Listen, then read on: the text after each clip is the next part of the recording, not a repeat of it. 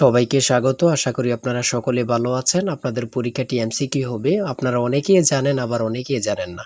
আমি বলে রাখি আপনাদের পরীক্ষাটি এমসিকিউ হবে। আজকে একটি এমসিকিউ পরীক্ষার মডেল টেস্ট নিয়ে এসেছি। ইনশাআল্লাহ এই মডেল টেস্ট থেকে 25 থেকে 30 নাম্বার আপনি অনায়াসে কমন পাবেন। শুধু কষ্ট করে একটু সময় নিয়ে সম্পূর্ণ ভিডিওটা দেখেন, আপনি পরীক্ষায় পাস করতে পারবেন। আপনাদের পরীক্ষাটি এমসিকিউ হবে, যেমন এখানে রয়েছে সুশিক্ষিত লোকই মাত্র স্বশিক্ষিত উক্তিটি কার।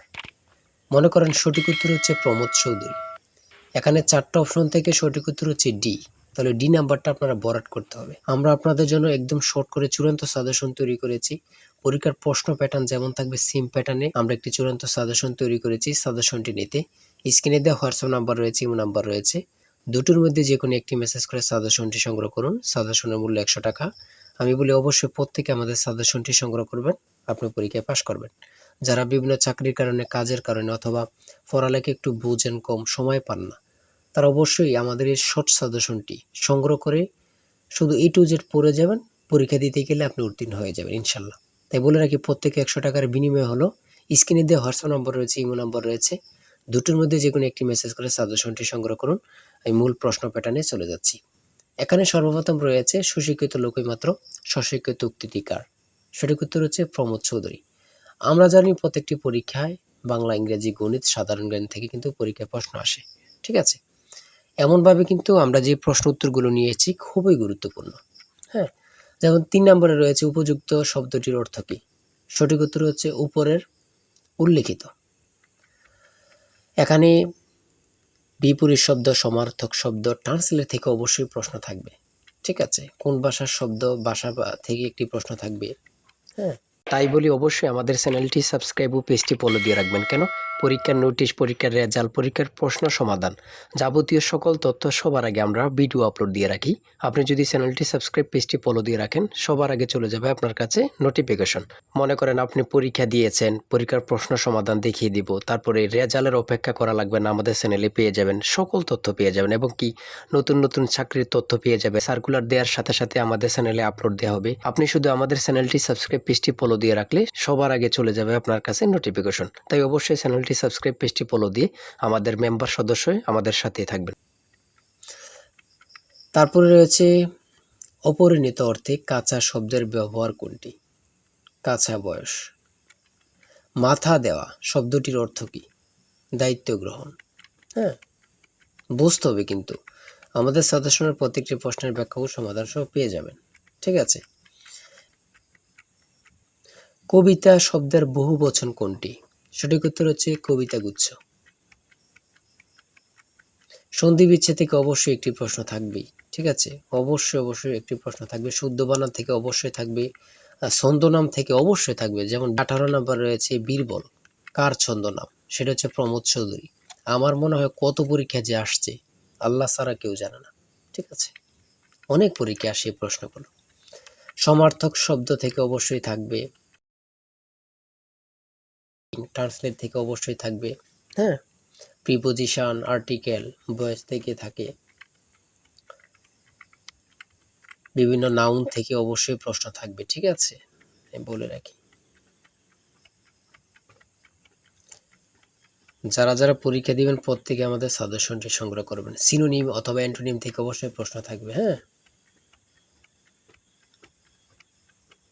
সিনোনিম অথবা অ্যান্টোনিম থেকে প্রশ্ন থাকবেই 100% শিওর, এটা ধরে নিতে পারেন। প্রিপোজিশন থেকে অবশ্যই প্রশ্ন থাকবে।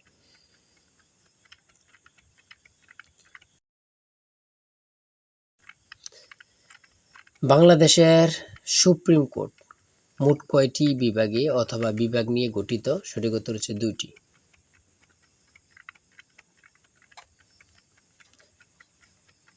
ম্যানগ্রোভ বন কি? সেটা হচ্ছে উপকূলীয় বন। খুবই গুরুত্বপূর্ণ। বাংলাদেশকে স্বীকৃতি দানকারী প্রথম আরব দেশ কোনটি? খুবই গুরুত্বপূর্ণ, ইরাক। আয়তনে বাংলাদেশের বড় জেলা কোনটি? খুবই গুরুত্বপূর্ণ, রাঙ্গামাটি। ঢাকা কত সালে সুবা বাংলার রাজধানী হয়? সঠিক উত্তর হচ্ছে 1610 সালে।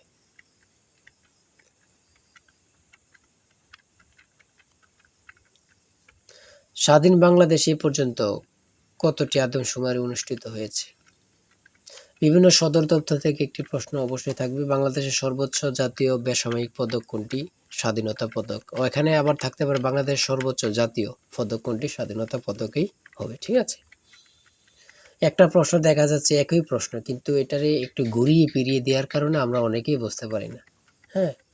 ঘুরিয়ে ফিরিয়ে দিলেই কিন্তু আমরা অনেকেই বুঝতে পারি না। এটি কিন্তু আমাদের একটা বড় সমস্যা। একটি সংখ্যা ২২০ থেকে যত বড়, ৪৯০ থেকে তত ছোট। সংখ্যাটি কত?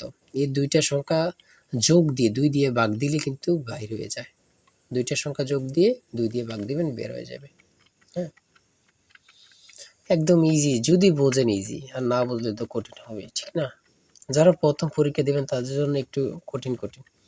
আর যারা অনেকদিন পরীক্ষা দিচ্ছেন, ফেল করতেছেন, অথবা এমসিকিউ পরীক্ষা উত্তীর্ণ হচ্ছেন, লিখিত পরীক্ষায় ফেল করতেছেন, এমসিকিউ লিখিত উত্তীর্ণ ভাইভাতে যেয়ে ফেল করতেছেন, তারা পরীক্ষা সম্পর্কে অনেক কিছুই জানেন।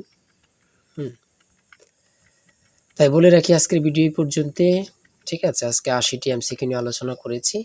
আমাদের আমাদের চ্যানেলে কিন্তু আমাদের পেজে অনেক ভিডিও দেয়া আছে। আপনারা ওখান থেকে দেখে আসতে পারেন। আর এখান থেকে ওখান থেকে না দেখে আমাদের চ্যানেলটি সাবস্ক্রাইব ও পেজটি ফলো দিয়ে রাখেন। ভিডিও আপলোড দেওয়ার সাথে সাথে চলে যাবে আপনার কাছে নোটিফিকেশন। আপনি অনেক তথ্য পেয়ে যাবেন। আর আমাদের সাজেশনটি সংগ্রহ করে রাখেন। ইনশাআল্লাহ আপনি পরীক্ষা উত্তীর্ণ হয়ে যাবেন। আমাদের সাজেশনটি নিতে স্ক্রিনে দেওয়া হোয়াটসঅ্যাপ নম্বর রয়েছে। এটা হোয়াটসঅ্যাপ অথবা ইমো নাম্বার, যেকোনো একটি মেসেজ করেন, আমাদের সাজেশনটি সংগ্রহ করতে পারবেন।